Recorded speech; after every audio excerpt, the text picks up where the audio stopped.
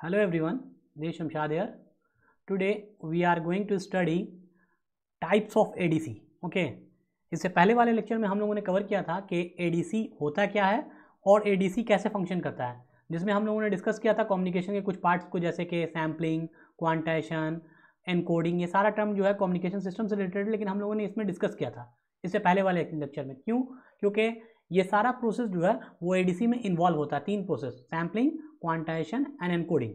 Okay, तो आज हम लोग डिस्कस करेंगे टाइप्स ऑफ ADC के बारे में कि ADC कितनी तरह का होता है। हम लोगों को जो पढ़ना है मेनली वो 4 तरह के ADC को पढ़ना है। पहला काउंटर टाइप ADC, दूसरा सक्सेसिव एप्रोक्सीमेशन, तीसरा फ्लैश एंड चौथा डुअल। ओके, तो हम लोग स्टार्ट करते हैं सबसे पहला टॉपिक आज, जिसका नाम है काउंटर टाइप ADC। ओके, ये काउंटर टाइप ADC होता कैसा है और ये कैसे फंक्शन करता है, तो इसके लिए हम लोग प्रोसीड करते हैं नेक्स्ट।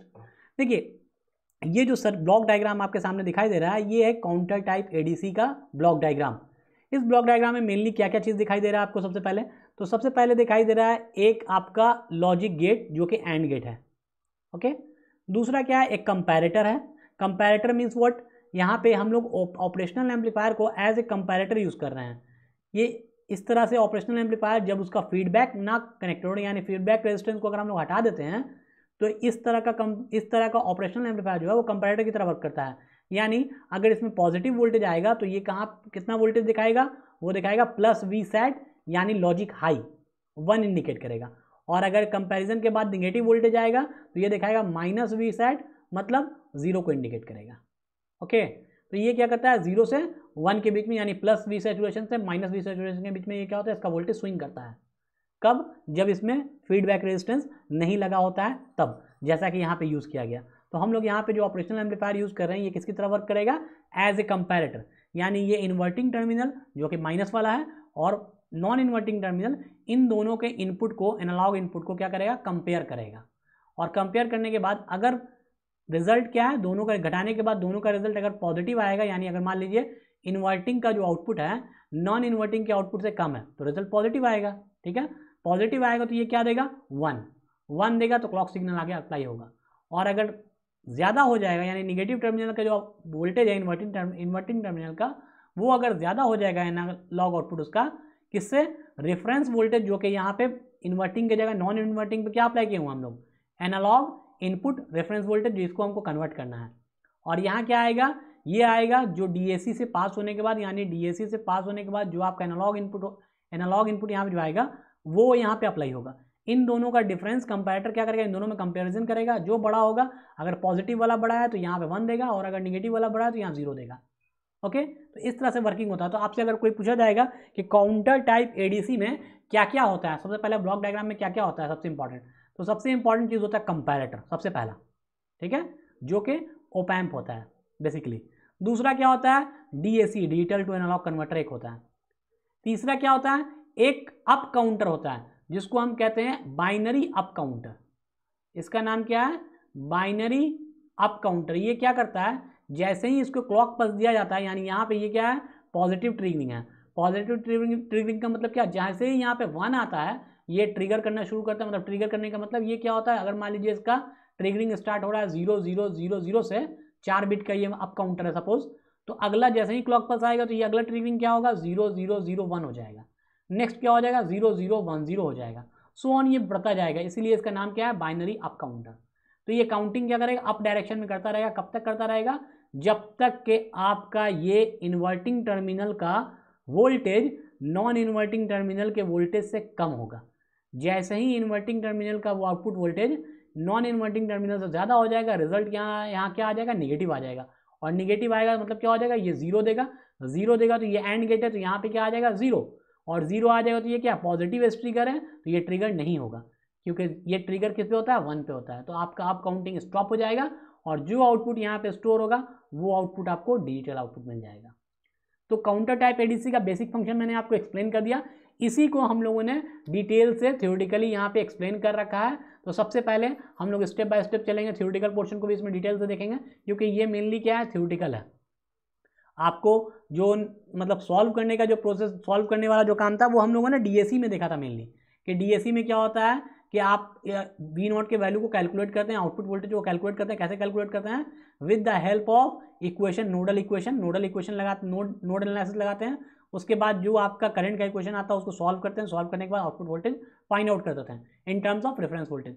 तो यहाँ पे भी वैसा ही है, लेकिन यहाँ क्या है, डायरेक्ट आपको पहले ब्लॉक डायग्राम से बेसिकली आउटपुट दिखाई दे देगा क्या आएगा, और उसके करस्पॉन्डिंग हम लोग एक आध एग्जाम्पल लेके इसमें फिट करेंगे और देखेंगे कि अगर हम लोग एनालॉग इनपुट अप्लाई करेंगे तो कैसे वो डिटेल में कन्वर्ट होगा। तो देखिए सबसे पहला ये बेसिक ब्लॉक डायग्राम, उसी को एक्सप्लेन करने के लिए जो पहला वाला ब्लॉक डायग्राम है उसी से ये रिजेंबल है, सेम चीज़ है, लेकिन उसको अलग तरीके से ड्रा किया। पहले यहाँ कंपैरेटर को लिया गया, एक कंपैरेटर है जिसमें दो इनपुट है। एक इनपुट है जिसको हमको कन्वर्ट करना होता है, जैसे हम लोगों को कन्वर्ट करना है 10 वोल्ट को कन्वर्ट करना है डिजिटल इनपुट में, यानी एनालॉग है 10 वोल्ट, क्या आपका एनालॉग है, इसको कन्वर्ट करना है कि ये डिजिटल में कितना होगा।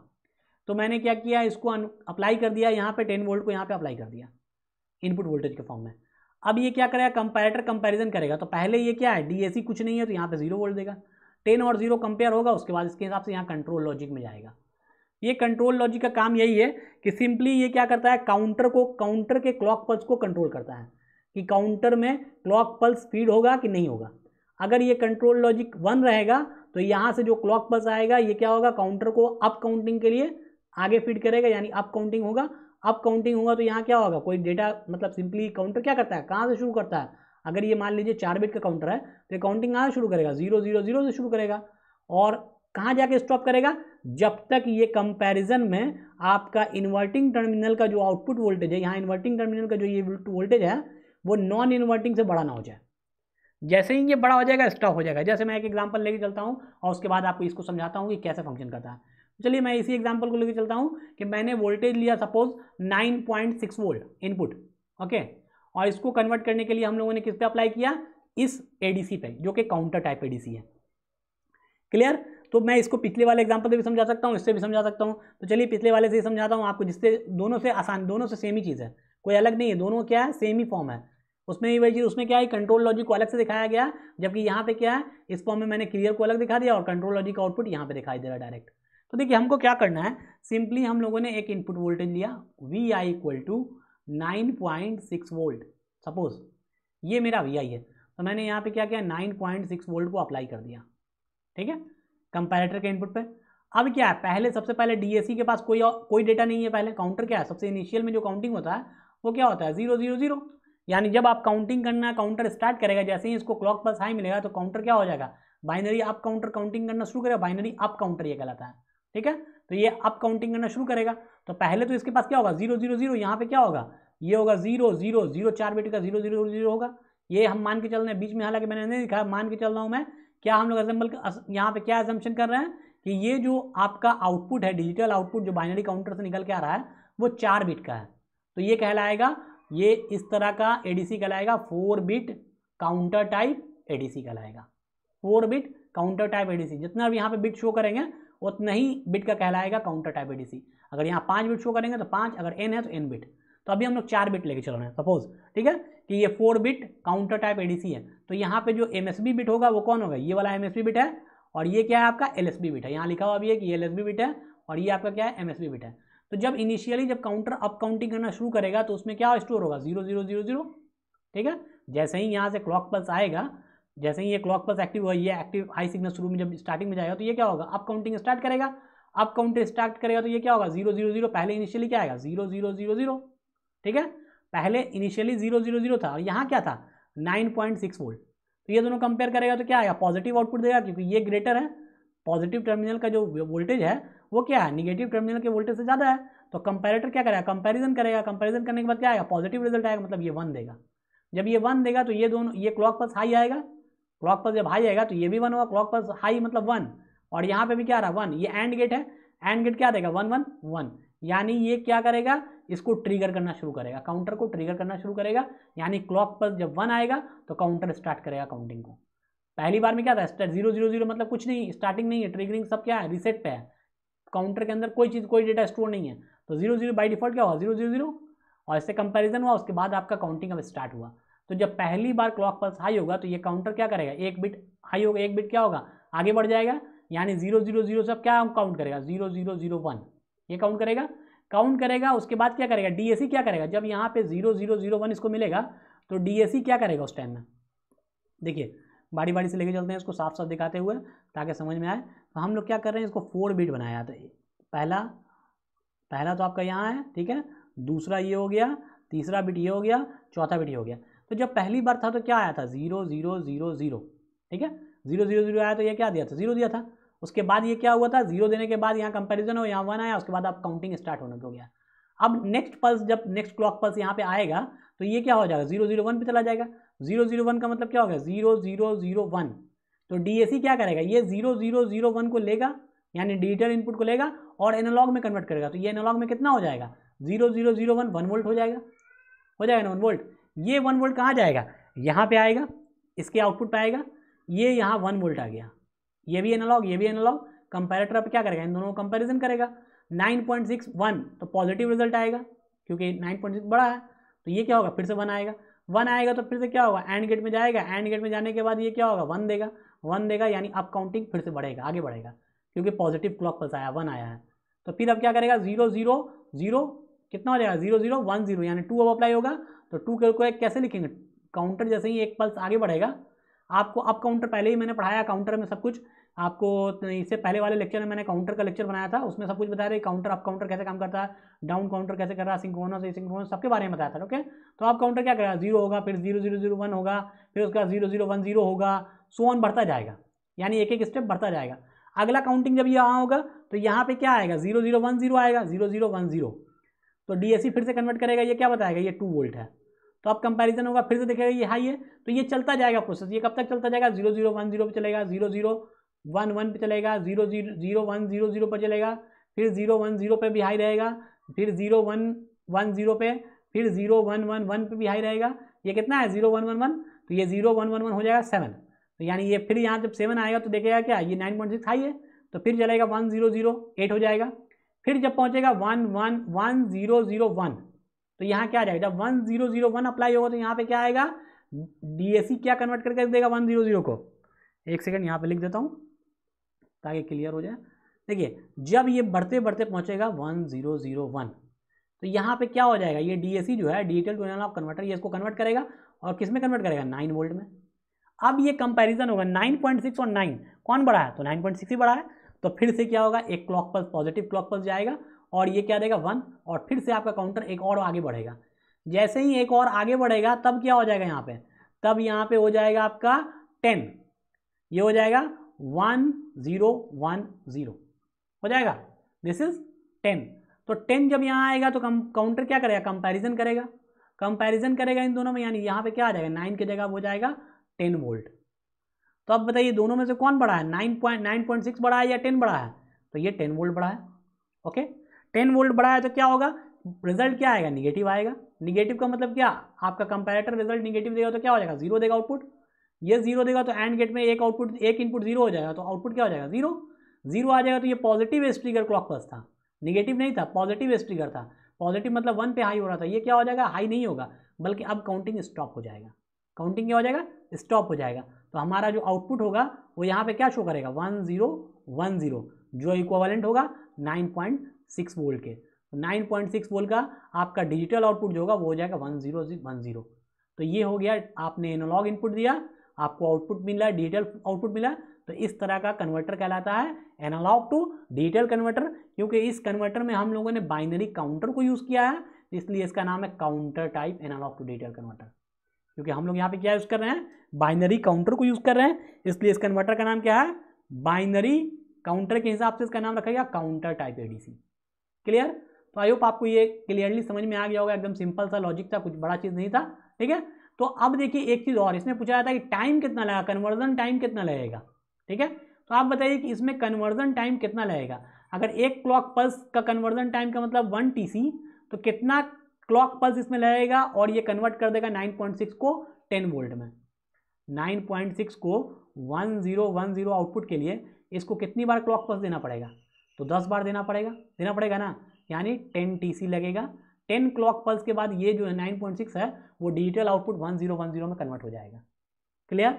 तो आपसे कोई पूछेगा कि काउंटर टाइप एडीसी में कन्वर्जन टाइम कितना होता है, कन्वर्जन टाइम होता है कि जितने बिट का काउंटर है, ओके, यानी आपका काउंटिंग का जो क्लॉक पल्स, जितना क्लॉक पल्स के बाद वो कन्वर्ट होने के बाद आया है, यानी 9.6 में कितना डिजिटल आउटपुट, मतलब कितना बार काउंटर को अप होना पड़ा, तो 10 बार होना पड़ा, तो इसका कन्वर्जन टाइम हो जाएगा 10 TC। ओके, यानी इतना टाइम लगेगा इसको कन्वर्ट होने में। जबकि अगर इस काउंटर को हम लोग रिप्लेस कर दें किसी और काउंटर से, जैसे रिंग काउंटर या जॉनसन काउंटर, अदर काउंटर से रिप्लेस कर दें, तो उसका कन्वर्जन टाइम कम हो जाएगा। तो हम लोग आगे जाके देखेंगे। नेक्स्ट काउंटर जो हम लोगों को पढ़ना है वो है सक्सेसिव अप्रोक्सीमेशन टाइप एडीसी। उसमें क्या करेंगे हम लोग, इस बाइनरी काउंटर को रिप्लेस कर देंगे with the help of 4 bit ring counter. अभी हम लोग जो डिस्कस किए हैं ये डीएससी को, वो कितना बिट का था, 4 बिट था। अगर हम लोग n बिट लेके चलेंगे तो इसी तरह से बढ़ता रहेगा, यानी आपका कोई इनपुट पर डिपेंड करेगा कितना वोल्ट आप अप्लाई कर रहे हैं इसके इनपुट टर्मिनल पे। अगर आपने इनपुट टर्मिनल पे अप्लाई कर दिया 15.7 वोल्ट, सपोज 15.7 वोल्ट, तो ये कहाँ जाके रुकेगा, स्टॉप होगा जाके 16 पे। 16 का मतलब कितना होता है 10000, यानी 5 बिट आपको एडीसी लेना पड़ेगा। जैसे ही 0 से 15 के बीच में होता है तो 4 बिट में काम चल जाएगा, पता है। 0 से 7 के बीच में होगा तो 3 बिट से काम चल जाएगा, 3 बिट एडीसी से। अगर 0 से 4 होगा, 0 से 3 होगा तो ये 2 बिट पे काम चल जाएगा। लेकिन 0 से अगर मान लीजिए 15 से बड़ा हो गया, यानी 15 से जैसे ही आगे बढ़ेगा तो आपको 5 बिट लेना पड़ेगा। तो ये सारा चीज़ मैंने काउंटर वाले चैप्टर में अच्छे से डिटेल से बताया था कि काउंटर जब डिज़ाइन करते हैं तो कितने बिट का काउंटर से कहाँ तक काउंटिंग हो सकता है मैक्सिमम। तो वो डिपेंड करता है कि आप इनपुट वोल्टेज कितना अप्लाई कर रहे हैं, उसके अकॉर्डिंगली हम लोग क्या करेंगे, यहाँ पे एडीसी को चूज़ करेंगे कितने बिट का एडीसी यहाँ पे काम करेगा। ओके, चलिए देखिए इसमें भी सेम चीज़ था, वही चीज़ है जो वहाँ पे अभी हम लोग डिस्कस किया, वही चीज़ यहाँ भी है। सिंपली कंपैरेटर है, कंट्रोल लॉजिक की जगह एंड गेट की जगह हम लोग क्या दिखाया, कंट्रोल लॉजिक दिखाया। जहाँ से क्लॉक सिग्नल आ रहा है, क्लॉक सिग्नल जनरेटर से क्लॉक आ रहा है, और कंट्रोल लॉजिक से यहाँ पे अगर ये 1 रहेगा, ये 1 रहेगा, तो काउंटर क्या ये सिंपली एंड करेगा इन दोनों को, और उसके बाद यहाँ जो होगा वो पॉजिटिव क्लॉक पल्स मिलने पर ये क्या करेगा, अप काउंटिंग करेगा, अप काउंटिंग करेगा। फिर जो भी वैल्यू यहाँ पे आएगा, डिजिटल वैल्यू, जो भी डिजिटल डेटा यहाँ पे आएगा, डिजिटल आउटपुट, उसको क्या करेगा, डीएसी कन्वर्ट करेगा एनालॉग में। एनालॉग में कन्वर्ट करने के बाद फिर से यहाँ कंपैरिजन होगा। अगर ये वाला हाई है और ये लो है तो पॉजिटिव आउटपुट मिलेगा, यानी 1 मिलेगा। फिर से ये काउंटिंग चलता रहेगा। जब यहाँ पे 0 आ जाएगा तो ये काउंटिंग स्टॉप हो जाएगा, और यहाँ पे जो भी आपका आउटपुट डिजिटल फॉर्म में डेटा मिलेगा वो क्या हो जाएगा, आपका डिजिटल आउटपुट हो जाएगा इस एडीसी के लिए। ओके, तो इस तरह से ये कन्वर्जन होगा एनालॉग से डिजिटल फॉर्म में। ओके, आई होप ये बहुत ही ईजी था और आप लोगों को आसानी से समझ में आ गया होगा। तो ये सारा चीज़ मैंने यहाँ पे एक्सप्लेन कर रखा है कि इसका वर्किंग कैसे है और इसमें क्या क्या चीज़ यूज़ हो रहा है। ओके, तो आप लोग थ्योरेटिकल पोर्शन अब जब देखेंगे इसमें तो आपको वही सारा चीज़ लिखा हुआ मिलेगा जो मैंने आपको समझाया कि कंपैरेटर आउटपुट 1 कब देगा। देखिए यहाँ पे अगर देखना है तो देख सकते हैं, लेकिन मैंने छोड़ रखा है कि आप इसको पढ़ेंगे खुद से समझ में आ जाएगा। देखिए जैसे कह रहा है the output of the comparator will be 1 as long as V I is greater than, ठीक है, V I is greater than, किससे बड़ा होगा, V I is greater than DSC output. यानी डीएससी आउटपुट से जब तक आपका कंपैरेटर का इनपुट जो है वो बड़ा रहेगा तब तक आपका आउटपुट कंपैरेटर क्या देगा, 1 देगा। और जैसे ही इसे छोटा हो जाएगा तो कंपैरेटर का आउटपुट क्या देगा, उसको 0 देने लगेगा। ठीक है, यानी निगेटिव रिजल्ट आने पे वो 0 आउटपुट देगा, जबकि पॉजिटिव रिजल्ट कंपैरेटर का आने पे 1 आउटपुट देगा। ओके, तो यही सारा चीज़ मैंने थ्योरेटिकल पोर्शन में आपको लिख के रखा है। तो ये बहुत ही सिंपल सा कंपैरेटर था, सॉरी ये बहुत ही सिंपल सा एडीसी है जिसको हम लोग कहते हैं काउंटर टाइप एडीसी। इसमें कन्वर्जन बहुत ही आसानी से होता है और कन्वर्जन टाइम कितना लगता है, n इंटू टी क्लॉक। यानी जितना बिट में आपका कन्वर्जन हो रहा है, जैसे आपका 10 बिट में कन्वर्जन हो रहा है तो 10 TC। अगर आपका कन्वर्जन करने के बाद आपको क्लॉक पल्स कितनी बार राइज कर रहा है, यानी कितनी बार क्लॉक पल्स आ रहा है, उसको हम लोग काउंट करेंगे। अगर 10 टाइम्स क्लॉक पल्स यूज हुआ तो 10 TC हो गया। अगर 6 बार यूज हुआ तो 6 TC। जितनी क्लॉक पल्स के बाद आपका कंपैरेटर क्या हो जाए, लॉजिक आउटपुट 0 देने लगे। जितने क्लॉक पल्स के बाद क्या हो जाए, कंपैरेटर आउटपुट क्या हो जाए, 0 देने लगे, तो उस टाइम में क्या होगा, यहाँ पे जो पॉजिटिव क्लॉक पल्स चाहिए था वो आने लगेगा 0। तो मतलब क्या होगा, निगेटिव क्लॉक पल्स पे 0 कब हाई होता, मतलब 0 काउंटर को कब दिया जाता है, जब यहाँ पे ट्रिगरिंग निगेटिव क्लॉक पल्स से होगा तब। लेकिन अगर पॉजिटिव क्लॉक पल्स है तो जब तक यहाँ 1 नहीं आएगा तब तक ये आगे बढ़ेगा ही नहीं। ये सब मैंने काउंटर में अच्छे से डिटेल से एक्सप्लेन किया। आप चाहें तो उस लेक्चर को, अगर आप कहीं भूल गए हैं तो काउंटर वाले लेक्चर को जाकर जरूर देखिए और उसके बाद इस लेक्चर को फिर से सुनिए। ओके, तो आई होप आपको ये बहुत आसानी से समझ में आएगा। बहुत ईजी सा टॉपिक था, बहुत छोटा टॉपिक था। अगले लेक्चर में हम लोग मिलेंगे नए एडीसी के साथ, वो है successive approximation type ADC. Okay, उसको हम लोग डिस्कस करेंगे और आई होप आपको वो भी लेक्चर बहुत अच्छा लगेगा क्योंकि बहुत ही इंपॉर्टेंट है सक्सेसिव अप्रोक्सीमेशन। काउंटर से ज़्यादा SAR सबसे इंपॉर्टेंट है और उसके बाद फ्लैश, दो जो आपका एडीसी है वो बहुत इंपॉर्टेंट है। हम लोग नेक्स्ट लेक्चर में डिस्कस करेंगे SAR टाइप, देन आफ्टर उसके बाद वाले लेक्चर में डिस्कस करेंगे फ्लैश टाइप और लास्ट में dual slope. Okay, thank you so much for watching this, we will meet in the next lecture.